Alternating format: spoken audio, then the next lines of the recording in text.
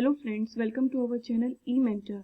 हमने अपना topic start किया होता लॉ ऑफ डिमांड, उसी को हम कंटिन्यू करेंगे इस वीडियो में। फाइन। तो लास्ट क्लास में हम लोग अदर फैक्टर्स को डिस्कस कर रहे थे, जिसमें हमने सब्स्टिट्यूट गुड्स को देखा, कॉम्प्लीमेंट्री को देखा, टेस्ट एंड प्रेफरेंस, एक्सपेक्टेशन। आज हमें डिस्कस करना है इसको, income of consumer.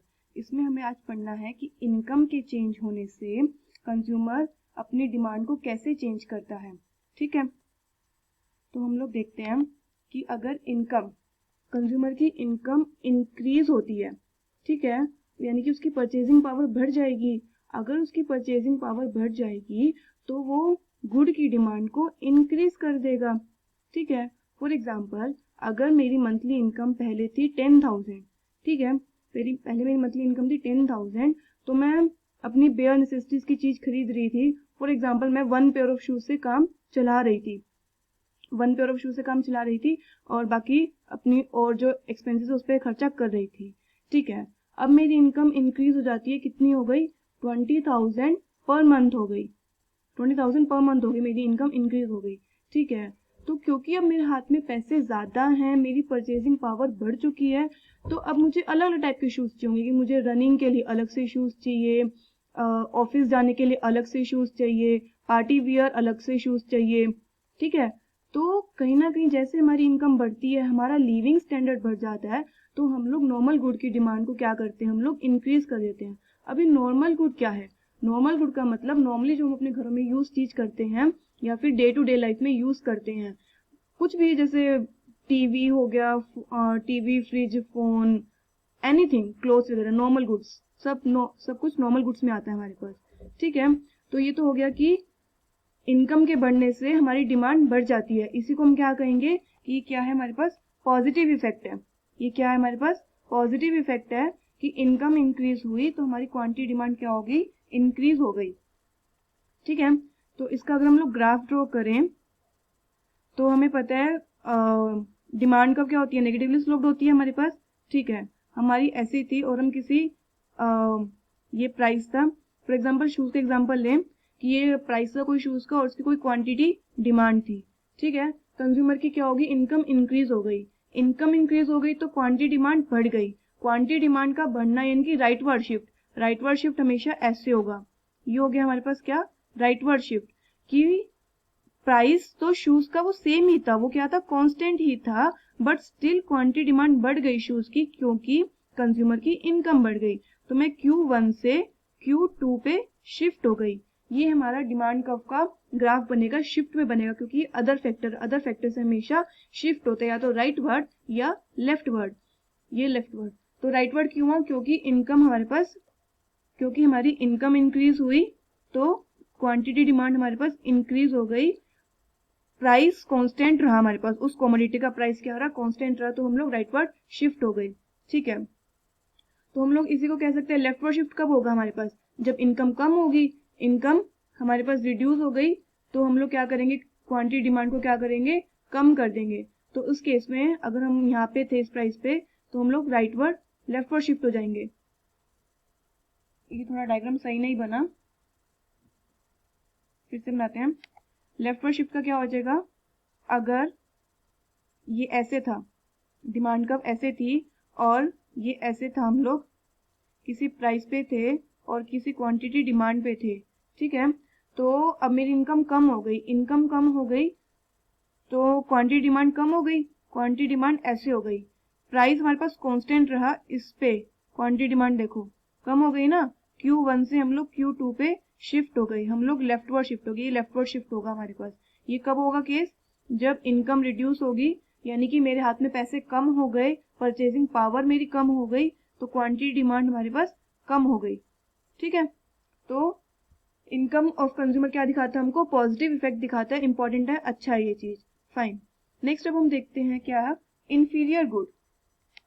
Inferior goods क्या कहेगा हमको, इंफीरियर गुड्स क्या होते हैं हमारे पास, इंफीरियर नाम से ही पता चल रहा है, low quality goods, low quality products हो गए हमारे पास। ठीक है, लो क्वालिटी जैसे कि ब्रेड हो गया, लो क्वालिटी ब्रेड हो गया, अच्छी क्वालिटी के जो राइस नहीं होंगे, बाजरा भी कहीं ना कहीं हम लोग लो क्वालिटी में कंसिडर करते हैं। और क्या हो गया, पब्लिक ट्रांसपोर्ट। अब अगर ये लो क्वालिटी है तो इसका नॉर्मल गुड क्या हो गया, कि हम अपनी प्राइवेट कार से जा रहे हैं, प्राइवेट बाइक, एक्टिवा कुछ भी यूज कर रहे हैं, तो उसके कंपैरिजन में पब्लिक ट्रांसपोर्ट तो क्या होगी, हमारी लो क्वालिटी होगी। क्योंकि हम लोग देखते हैं नॉर्मल लाइफ में भी, अगर हमारी इनकम कम है तो हम लोग पब्लिक ट्रांसपोर्ट को प्रेफरेंस देते हैं, क्योंकि हमें होता है कि इनकम कम है तो थोड़ी बचत होगी। और अगर यही हमारी इनकम ज्यादा हो जाती है तो हम अपनी own transport, private transport use करना स्टार्ट कर देते हैं। ठीक है, तो इंफीरियर गुड्स के केस में हमारा इनकम कैसे इफेक्ट होती है, जैसे इनकम अगर बढ़ी, ठीक है, इनकम अब बढ़ी है तो अब आपका लिविंग स्टैंडर्ड बढ़ा है, इनकम बढ़ने से लिविंग स्टैंडर्ड बढ़ता है, इनकम बढ़ने से लिविंग स्टैंडर्ड बढ़ेगा तो आप इंफीरियर गुड्स को कम कंज्यूम करना चाहोगे।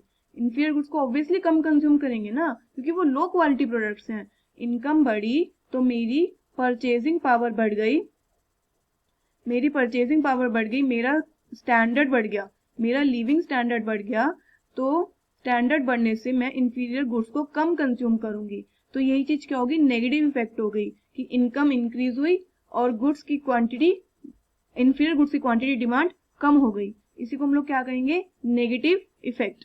फाइन, नेक्स्ट केस आता है हमारे पास गिवन गुड्स का। अभी तक हमने दो गुड्स डिस्कस कर लिए, एक नॉर्मल गुड्स डिस्कस किया हमने और इंफीरियर गुड्स डिस्कस किया।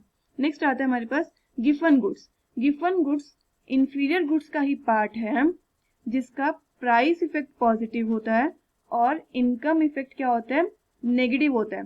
ठीक है, इनकम इफेक्ट तो इंफीरियर गुड्स का भी नेगेटिव था तो गिवन गुड्स में भी सेम हो गया, इसमें नो चेंज, तो इसलिए इंफीरियर गुड का थोड़ा थोड़ा पार्ट हो गया। इंफीरियर गुड का पार्ट क्यों हुआ, क्योंकि इनकम इफेक्ट इसका भी नेगेटिव है और इंफीरियर गुड का भी नेगेटिव होता था।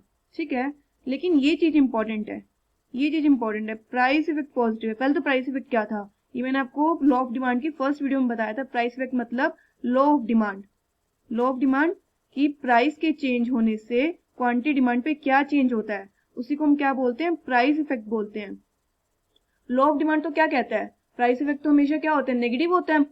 लॉ ऑफ डिमांड तो यही कहता था ना, लॉ ऑफ डिमांड जब हम पढ़ते थे तभी हमने नेगेटिवली ड्रॉ किया था कि अगर हमारे पास पहले हम P1 पे थे और Q1 पे थे, प्राइसेस इंक्रीज हुए, प्राइसेस अपवर्ड इंक्रीज होंगे हमारे पास। ठीक है, प्राइसेस अगर हमारे पास इंक्रीज होते हैं, ये P2 हो गया, तो क्वांटिटी डिमांड कम हो जाती है हमारे पास। क्वांटिटी डिमांड क्या हो जाती है, कम हो जाती है, हम लोग Q2 पे आ जाएंगे। ठीक है, तो ये तो नेगेटिव रिलेशन हो जाता है ना कि प्राइस इंक्रीज हुए, क्वांटिटी डिमांड क्या होगी हमारे पास, डिक्रीज हो जाती है। तो ये लॉ ऑफ डिमांड कहता है इंफीरियर गुड है, इस चीज को फॉलो करता है, इंफीरियर गुड फॉलो करता है, लेकिन गिवन गुड इस चीज को फॉलो नहीं करता, ये वायोलेट करता है। It violates law of demand को वायोलेट करता है इंफीरियर गिवन गुड्स, इसलिए बस इंफीरियर गुड से इस केस में ये थोड़ा सा हटके है। ठीक है, इस चीज को हम लोग देखते हैं एक एग्जांपल से कि इसका प्राइस इफेक्ट पॉजिटिव क्यों होता है। पॉजिटिव होने का क्या मतलब है यहाँ पे, कि प्राइस अगर इंक्रीज होंगे तो क्वांटिटी डिमांड इंक्रीज होगी, ये लॉ ऑफ डिमांड को वायोलेट कर रही है ये चीज। ठीक है, तो इसको हम एक एग्जांपल से थोड़ा समझने की कोशिश करते हैं। ठीक है,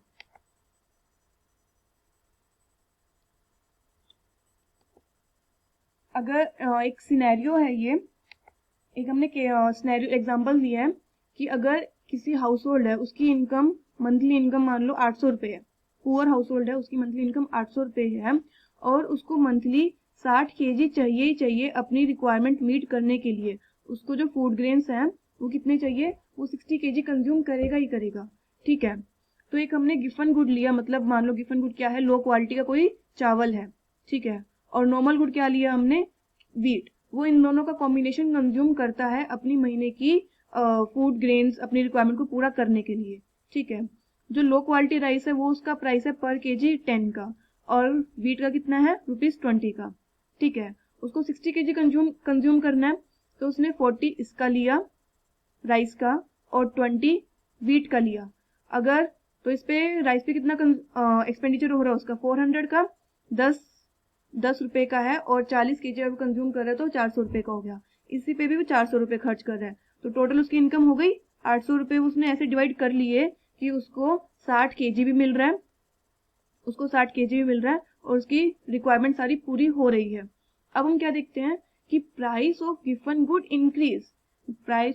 गुड इंक्रीज हो गया 10 से 12।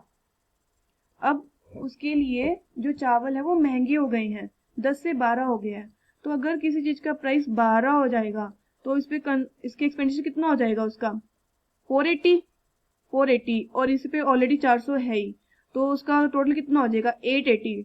पर वो इतना तो अफोर्ड कर नहीं सकता क्योंकि इसकी इनकम तो है ही 800 रुपए। तो उसको अब कुछ करना पड़ेगा कि उसकी इनकम भी उतनी, उसका एक्सपेंडिचर भी उतना ही रहे और वो 60 केजी भी ले ले। उसको 60 केजी भी चाहिए और उसको चाहिए भी 800 रुपए में ही चाहिए।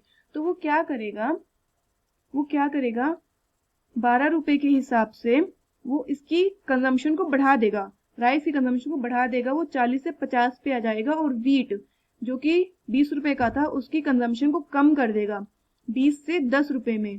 तो अब देखो इस पे 600 रुपए खर्च हो रहे हैं, इस पे 200 और टोटल 800 कि वो 800 की इनकम में कितना 60 केजी उसको फूड ग्रेन चाहिए था। 60 केजी उसको कैसे भी चाहिए था, कोई कॉम्बिनेशन हो, 60 केजी उसको चाहिए था 800 रुपए में। तो हम लोग कंज्यूम कर पा रहे हैं ना 60 केजी। तो हमने क्या देखा कि जैसे गिवन गुड का प्राइस इंक्रीज हुआ 10 से 12 हुआ, हमने क्वांटिटी डिमांड बढ़ा दी 40 से 50 हो गई।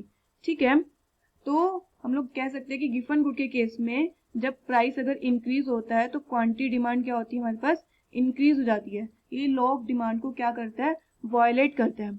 गिवन गुड ना रियल लाइफ में कम ही एग्जिस्ट करता है क्योंकि बस इस पे एमसीक्यू आता है एग्जाम में, इसलिए हम लोगों को स्टडी करना इंपॉर्टेंट है। बट इसका रियल लाइफ एग्जिस्टेंस कम ही है, इसकी बस केस स्टडीज होती हैं कि जो इकोनॉमिस्ट थे उन्होंने केस स्टडीज किया, कहीं पे देखा कि अगर प्राइसेस बढ़ते हैं तो क्वांटिटी डिमांड बढ़ती भी है। भी ऐसे भी केसेस होते हैं जिसमें लॉ ऑफ डिमांड वायलेट होता है। ठीक है, क्योंकि कोई भी हम कभी भी लॉ पढ़ते हैं उसकी एक्सेप्शन जरूर होती है। तो ये गिवन गुड है जो ये एक्सेप्शन है, ये एक्सेप्शन है लॉ ऑफ डिमांड के लिए। ठीक है, ओके। तो अभी जो हमने सब कुछ पढ़ा उसी को हम लोग क्या करते हैं, उसी की समरी देख लेते हैं अभी तक। ठीक है, हमने जो अभी तक 3 वीडियोस में पढ़ा उस सबकी समरी देख लेते हैं। प्राइस इफेक्ट मतलब law of demand, price effect मतलब लॉ ऑफ डिमांड। अगर नॉर्मल गुड है, गुड क्या है नॉर्मल है, तो हमें पता है लॉ ऑफ डिमांड तो क्या होता है नेगेटिव रिलेशन होता है कि प्राइसेस इंक्रीज होंगे तो क्वांटिटी डिमांड हमारे पास कम होगी। ये तो हमने फर्स्ट क्लास में देखा अपनी। ठीक है, और नॉर्मल गुड का इनकम इफेक्ट क्या हो जाता है हमारे पास कि अगर इनकम इंक्रीज हुई तो क्वांटिटी डिमांड इंक्रीज होगी। क्यों? क्योंकि मेरी इनकम इंक्रीज हुई, परचेजिंग पावर इंक्रीज हुई, मेरा लिविंग स्टैंडर्ड बढ़ा, तो मैं ज्यादा गुड्स को कंज्यूम करना पसंद करूंगी। तो ये हो गया पॉजिटिव रिलेशन। और लॉ ऑफ डिमांड तो होता ही नेगेटिव रिलेशन है। Fine. Inferior goods law of demand को फॉलो करता है, ये फॉलो करता है। तो अगर ये फॉलो करता है हमारे पास तो नेगेटिव रिलेशन हो गया हमारे पास। ठीक है, लेकिन हमने देखा इसमें इंफीरियर गुड्स में क्या होता है, अगर हमारी इनकम बढ़ जाती है, मेरा परचेसिंग पावर बढ़ जाता है, मेरा लिविंग स्टैंडर्ड बढ़ जाता है, तो मैं लो क्वालिटी प्रोडक्ट्स को कंज्यूम नहीं करूंगी, उनको कम कंज्यूम करूंगी। मैं किस पे शिफ्ट हो जाऊंगी, नॉर्मल गुड्स पे शिफ्ट हो जाऊंगी। तो ये क्या हो गया नेगेटिव रिलेशन हो गया हमारे पास। ठीक है, ये आती है हमारे पास एक्सेप्शन। गिवन गुड्स से क्या आती है हमारे पास एक्सेप्शन आती है। गिवन गुड्स क्या हमारे पास एक्सेप्शन में आते हैं। ठीक है, एक्सेप्शन क्या क्यों है, क्योंकि ये वायलेट करता है हमारे पास, क्योंकि ये वायलेट करता है किसको, लॉ ऑफ डिमांड को क्या करता है ये वायलेट करता है। हमने अभी देखा अपनी पिछली केस स्टडी से कि अगर हमारे पास प्राइस इंक्रीज हुए थे, राइस के प्राइस 10 से कितने हुए थे हमारे पास 12 हुए थे, और हमने क्वांटिटी डिमांड उसकी बढ़ा दी थी 40 से 50 कर दी थी। ठीक है, तो ये पॉजिटिव रिलेशन हो गया हमारे पास, लॉ ऑफ डिमांड को क्या करता है वायलेट करता है। और क्योंकि गिवन गुड इंफीरियर गुड का पार्ट ही है तो इनकम इफेक्ट सेम जाता है इनका, दैट इज नेगेटिव। कि अगर हमारे पास इनकम बढ़ेगी तो मैं लो क्वालिटी प्रोडक्ट्स को कम कंज्यूम करूंगी, तो उसकी क्वांटिटी डिमांड को मैं कम करूंगी। ठीक है, तो आप इस डायग्राम को अपने माइंड में रखना कि हम लोग पहले नॉर्मल गुड को लिखते हैं, फिर इंफीरियर को लिखते हैं और फिर गिवन को लिखते हैं। ठीक है, इधर हम लोग प्राइस इफेक्ट लिखते हैं और इधर हम लोग इनकम इफेक्ट को लिखते हैं। तो ये ऐसे इस थोड़े सीक्वेंस में लर्न करना कि ये वाला एरिया क्या था नेगेटिव रिलेशन का था, ये वाला एरिया किस चीज का था नेगेटिव रिलेशन का था हमारे पास। ठीक है, और या फिर ऐसे याद रख सकते हो कि सिर्फ 2 पॉजिटिव वाले हैं ना, उन्हीं को याद रख लो कि कौन से 2 पॉजिटिव रिलेशन है, बाकी सारे क्या है नेगेटिव रिलेशन है। क्योंकि हमको एमसीक्यू में सीधा सीधा क्वेश्चन यही आता है कि नॉर्मल गुड का इनकम इफेक्ट क्या है, गिवन गुड का प्राइस इफेक्ट क्या होता है। ठीक है, तो उस टाइम थोड़ी कंफ्यूजन आती है कि कौन सा पॉजिटिव था कौन सा नेगेटिव था। तो पॉजिटिव केस वाला आप लोग याद रख लीजिए कि हमको पता है नॉर्मल गुड का क्या होगा, इनकम बढ़ेगी तो purchasing power increase, quantity demand increase. ठीक है। और गिफन गुड क्या है, हमारे पास एक एक्सेप्शन होती है, ये लॉ ऑफ डिमांड को नहीं मानता, ये अपनी चलाता है, तो इसको लॉ ऑफ डिमांड से फर्क नहीं पड़ता, ये पॉजिटिव रिलेशन लेगा तो पॉजिटिव रिलेशन लेगा। तो आप इस पॉजिटिव वाले को याद रख लीजिए, बाकी तो नेगेटिव रिलेशन ही है हमारे पास। एमसीक्यू आपके हो जाएंगे इससे सही। फाइन, तो आज का हमारा टॉपिक इतना ही था। अभी हमने जो लॉ ऑफ डिमांड के जितना भी टॉपिक देखा, इसके एमसीक्यू, इससे रिलेटेड जितने भी एमसीक्यू होंगे नेक्स्ट वीडियो में हम लोग उसको कवर करेंगे। Okay, thank you so much.